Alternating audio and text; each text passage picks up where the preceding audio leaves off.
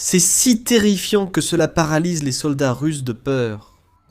Construit avec l'aide des partenaires de l'Ukraine, c'est un véritable mur de la mort qui tue les soldats russes dès qu'ils sont assez stupides pour tenter de le franchir. Un nouveau niveau de peur a été atteint, une nouvelle étape de massacre a été franchie. Quand les Russes avancent, ils meurent. Et tout cela grâce à quelque chose que l'Ukraine construit depuis 1 an, la ligne de drones. Ce mur de la mort n'a coûté à l'Ukraine et à ses partenaires que 880 millions de dollars jusqu'à présent, ce qui est une goutte d'eau dans l'océan, comparé aux 2,5 billions de dollars que, selon le média United 24, la guerre en Ukraine a déjà coûté à la Russie. Et en échange de cette dépense, l'Ukraine a construit un mur systématisé de défense basé sur des drones qui déciment les forces russes lorsqu'elles tentent des assauts. La ligne de front est devenue une condamnation à mort pour la Russie grâce à un programme ayant réuni 1000 équipages de drones ukrainiens en une unité cohésive, responsable d'un tiers des pertes infligées à l'armée russe. Qu'est-ce que cela représente ? Rien que cet hiver, la ligne de drones a détruit 30 000 Russes. Et si vous restez avec nous, cela deviendra encore plus grand, puissant et efficace. Mais attendez une seconde. L'utilisation de drones par l'Ukraine pour briser les offensives russes n'est pas un concept nouveau. Depuis le début de la guerre, elle agit ainsi. Beaucoup ont souligné que l'usage des drones par l'Ukraine est crucial pour sa défense et oblige d'autres pays à réécrire complètement leur doctrine militaire. Il est donc légitime de se demander ce qu'est vraiment cette ligne de drones, ou si ce n'est qu'un autre terme pour les actions de l'Ukraine. Voyons pourquoi elle est si importante. En mars 2025, l'Ukraine a lancé la doctrine de la ligne de drone, visant à renforcer les défenses de la ligne de front. L'idée était de passer de l'utilisation existante des drones par l'Ukraine, qui reposait généralement sur des unités de drones isolées, travaillant en tandem avec les forces terrestres, à une forme systématique de défense coordonnée, que l'Ukraine pourrait appliquer sur l'ensemble du front. En d'autres termes, l'utilisation des drones, qui avait déjà attiré tant d'attention dans la guerre en Ukraine, allait être formalisée dans une nouvelle doctrine militaire, afin de rendre ces drones plus efficaces et performants que jamais auparavant. L'ancien ministre de la Défense de l'Ukraine, Roustem Amirov, a annoncé le lancement du projet dans une vidéo sur Facebook, et il a expliqué que l'objectif ultime était d'équiper les unités spécialisées de drones ukrainiennes, avec des ressources et des technologies plus modernes, ainsi qu'avec du personnel spécialement formé. Ces unités travailleraient ensuite de concert pour créer ce que Militany appelle une zone interdite de 10 à 15 km, soit 6,2 à 9,3 miles, qui rendrait impossible pour la Russie d'approcher des fortifications ukrainiennes clés sans subir d'énormes pertes en tentant de le faire. Le projet était ambitieux, et nécessitait le recrutement de militaires et civils dans des unités de drones majeures en Ukraine, comme les oiseaux de Madiar. 1 an après, nous voyons les résultats de ce projet en Ukraine. En mars 2026, le ministère de la Défense ukrainien a annoncé l'expansion de la ligne de drone en ampleur et en portée depuis l'année précédente. La ligne de drone dépasse désormais un simple réseau de zones de destruction en Ukraine. Elle est devenue essentielle pour donner à l'Ukraine un avantage technologique durable, lui permettant d'infliger de telles pertes aux forces russes que la guerre devienne insoutenable pour la Russie. Le ministère cite les 880 millions de dollars évoqués plus tôt et précise que la ligne de drone n'est pas gérée uniquement par l'Ukraine. Le ministère précise que les Pays-Bas ont soutenu le projet de ligne de drone, finançant l'achat massif de drones FPV, qui jongent désormais les zones de destruction au-delà des lignes de combat. De plus, l'Ukraine dépense beaucoup pour les véhicules aériens, sans pilote de type bombardier, ou UAV, ce qui peut inclure les drones d'attaque à longue et moyenne portée qu'elle utilise pour frapper l'arrière de la Russie. Le projet de ligne de drone a aussi permis à l'Ukraine d'investir davantage dans l'ISR, renseignement, surveillance, reconnaissance, probablement en multipliant les drones, des yeux partout. Ces drones transmettent en temps réel leurs images au système Delta, permettant à l'Ukraine de coordonner frappes et attaques. Le projet de ligne de drone illustre la transition de l'Ukraine d'un usage ponctuel des drones vers une intégration complète dans les tactiques de défense, selon le ministère de la Défense ukrainien. Mais surtout, la coopération de l'Ukraine avec d'autres nations, notamment ses partenaires européens, crée une puissance militaire bien supérieure à ce que Poutine attendait. Loin d'être un pays censé capituler, l'Ukraine est un pays qui a infligé plus de 90 000 pertes supplémentaires à la Russie en seulement 3 mois d'hiver. Près de 30 000 de ces pertes sont dues à la ligne de drone. Détecter et détruire par drone aérien et la nouvelle doctrine de défense ukrainienne. La ligne de drone est au cœur de tout, et c'est une des principales raisons pour lesquelles l'Ukraine subit beaucoup moins de pertes que la Russie dans la guerre jusqu'à présent. Imaginez un instant être un soldat russe. Dès le début de la guerre, les drones ukrainiens causaient déjà des problèmes. Ils ont détruit des blindés russes et frappé des groupes de soldats. À l'époque, des failles existaient, et les défenses par drones ukrainiennes étaient fragmentées. Si vos commandants trouvaient les bons itinéraires, ce qui n'était jamais garanti, vous pouviez atteindre les fortifications ukrainiennes pour attaquer. Aujourd'hui, atteindre les défenses est bien plus difficile. Pour atteindre votre destination, vous devez traverser des kilomètres de terrain constamment surveillés par des drones coordonnés avec l'armée ukrainienne. Sans que vous le sachiez, un drone de reconnaissance volant très haut, au-dessus de vous, a peut-être déjà les yeux rivés sur vous. Chaque pas que vous faites est transmis au système Delta de l'Ukraine, et avant même que vous ne vous en rendiez compte, des drones FPV se sont abattus sur vous. Vous êtes mort avant même d'avoir parcouru 1 kilomètre à travers la ligne de drone. Et ce n'est pas comme si la situation allait s'améliorer pour ceux qui continuent. Ils doivent affronter davantage de drones et possiblement des unités ukrainiennes de recherche et destruction guidées par les données de la ligne de drone.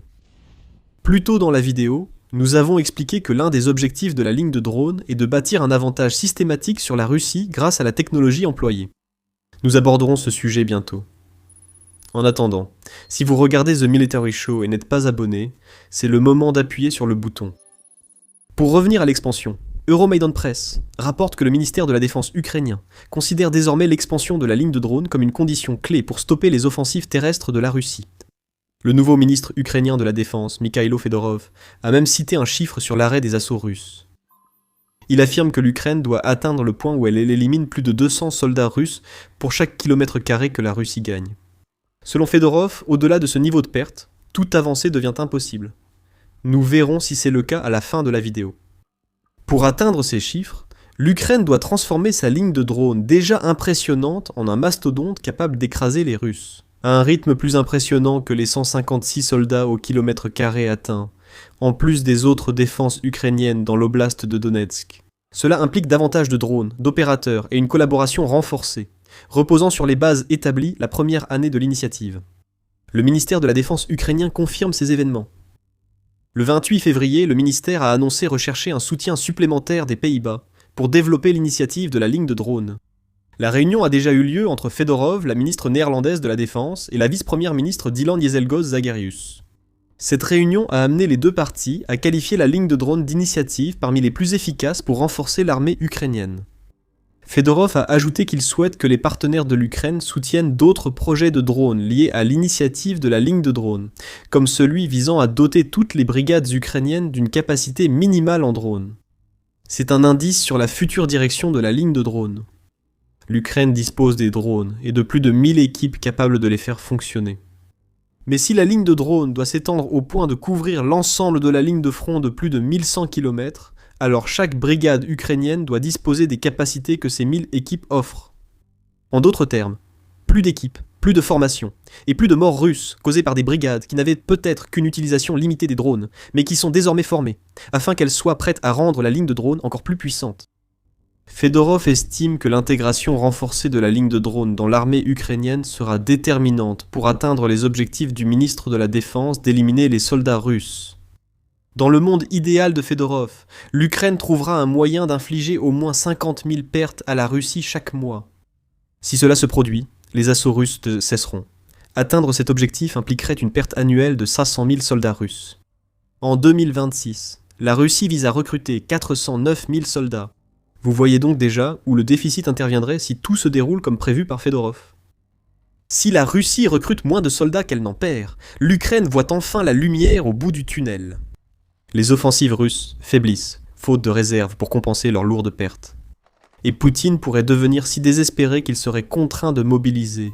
Une mesure si impopulaire qu'elle risquerait de faire chuter le soutien déjà en baisse à sa prétendue opération militaire spéciale en Russie. Cela s'inscrit dans les objectifs de guerre à long terme de l'Ukraine. Et comme ce qui semble être une coopération encore plus étroite avec les Pays-Bas à l'horizon semble le suggérer, cela signifie aussi que la tentative de Poutine de manipuler les partenaires européens de l'Ukraine pour qu'ils retirent leur soutien a échoué. Restez avec nous, nous parlerons bientôt de ces manipulations et de leur échec. Examinons d'abord en détail le plan de Fedorov. Le 24 février, le Kiev Independent a fait un reportage sur ce plan, qui a été conçu pour garantir que l'Ukraine reste 10 pas en avance sur la Russie. Le plan vise principalement à sécuriser au mieux le ciel ukrainien. Fedorov vise un taux d'interception d'au moins 95%, nécessitant la coopération occidentale et la production accrue de drones intercepteurs pour contrer les drones russes, Shahed à longue portée. La ligne de drones pourrait être étendue pour financer la création d'intercepteurs, offrant au programme ukrainien un autre moyen de soutenir ses objectifs de guerre à long terme. Le second objectif de l'Ukraine est de rendre coûteuse à la Russie chaque parcelle occupée, ce que nous avons déjà mentionné. 200 morts par kilomètre carré est un objectif ambitieux, mais réalisable si l'Ukraine étend la ligne de drones. Peut-être que l'objectif le plus crucial de Fyodorov était le troisième, détruire l'économie russe, pour empêcher Poutine de financer son invasion. Fyodorov cite les attaques ukrainiennes contre les infrastructures énergétiques russes, le pétrole et la flotte fantôme comme éléments clés de ce troisième objectif, apparemment sans lien direct avec la ligne de drones. Les drones ukrainiens épuisent aussi les finances russes différemment. Chaque soldat sous contrat que Poutine envoie dans l'Ukraine coûte une somme énorme à la Russie. La Russie, en fait, soudoie les pauvres et les personnes défavorisées pour qu'ils combattent, en leur promettant des sommes d'argent énormes qu'ils n'ont jamais vues auparavant. Prenez les primes uniques que la Russie verse à ses soldats sous contrat. Dans un rapport du 6 janvier, le Kiev Post a révélé qu'en mai 2025, la Russie payait environ 21,5 millions de dollars par jour en primes de signature. La Russie a recruté 422 000 soldats en 2025. Si l'on divise ce chiffre par 12 mois, on obtient une moyenne d'environ 35 160. Ce n'est pas très loin des 30 000 soldats que la ligne de drones coûte à la Russie en hiver. Ce chiffre est sans doute bien inférieur au total de soldats éliminés par la ligne de drones depuis mars 2025. Il y a des calculs encore plus intéressants. Mais compte 31 jours. Si la Russie dépensait 21,5 millions de dollars par jour en primes de signature en mai, cela représente plus de 666 millions de dollars dépensés uniquement en primes en un seul mois. Et cela, sans compter les salaires des soldats sous contrat, ni le coût pour la Russie de les former et équiper. C'est ici que l'on voit l'impact de la ligne de drones sur les finances de la Russie entrer en jeu. Environ 30 000 soldats russes éliminés pendant l'hiver par la seule ligne de drones représentent près d'un mois de pertes. Plus de 600 millions de dollars ont été perdus, et l'Ukraine élargit la ligne de drones pour répéter et intensifier ses succès. Il n'est probablement pas exagéré de supposer que l'investissement de 880 millions de dollars de l'Ukraine dans la ligne de drones s'est déjà rentabilisé, et même au-delà, rien qu'en pertes humaines depuis mars 2025. Bien plus encore est à venir avec l'expansion de la ligne. Revenons sur les tentatives de manipulation de l'Europe par Poutine évoquées plus tôt. Le 15 janvier, le Moscow Times a partagé des commentaires que Poutine a faits, dans lesquels le dirigeant russe a suggéré qu'il était prêt à rétablir les relations avec les pays européens qui soutenaient l'Ukraine. La Russie reste attachée à ces approches et prête à rétablir le niveau de relations que nous exigeons. Nos relations ont de profondes racines historiques et de nombreux exemples de partenariats et de coopération culturelle bénéfiques, a déclaré Poutine. C'était une carotte au bout d'un bâton, mais aussi un signe du désespoir de Poutine. Le dirigeant russe essaie de convaincre les partenaires de l'Ukraine qu'abandonner l'Ukraine et permettre à la Russie d'agir à sa guise dans le pays et dans le meilleur intérêt de toutes les parties concernées. À part l'Ukraine, bien sûr, c'est une tentative de manipulation des plus basses, et le simple fait que cette ligne de drone existe montre à quel point cette manipulation échoue.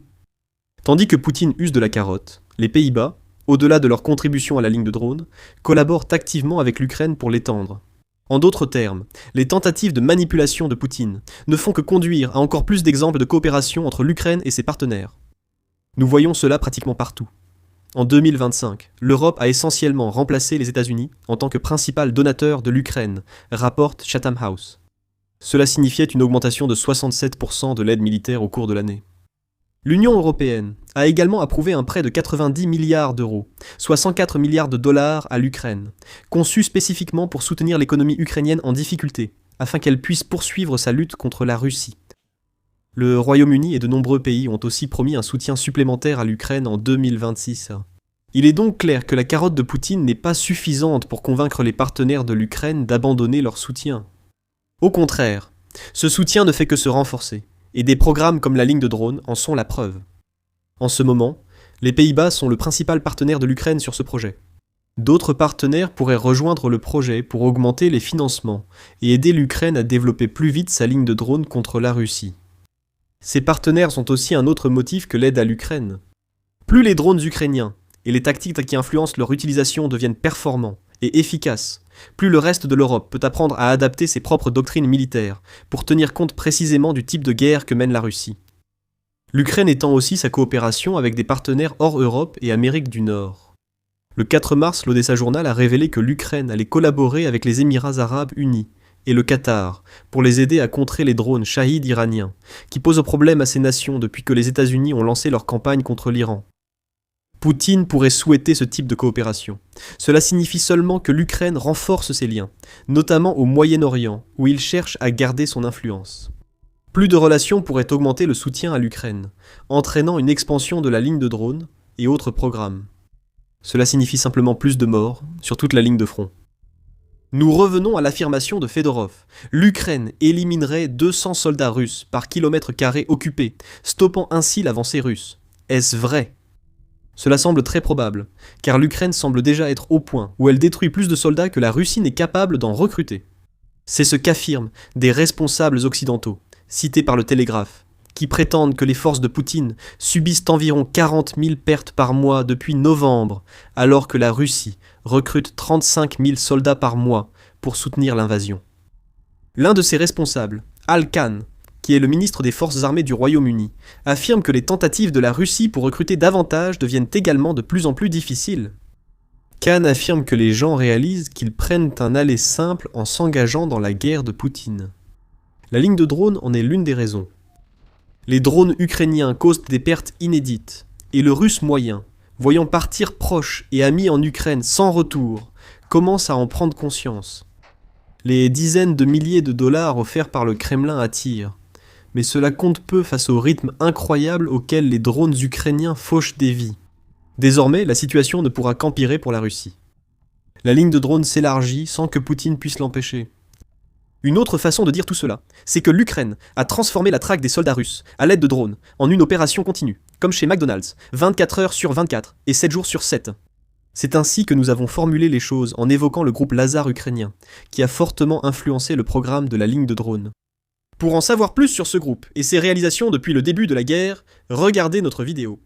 Si cette vidéo vous a plu, abonnez-vous à The Military Show pour découvrir les dernières tactiques et innovations ukrainiennes. Merci de nous avoir suivis.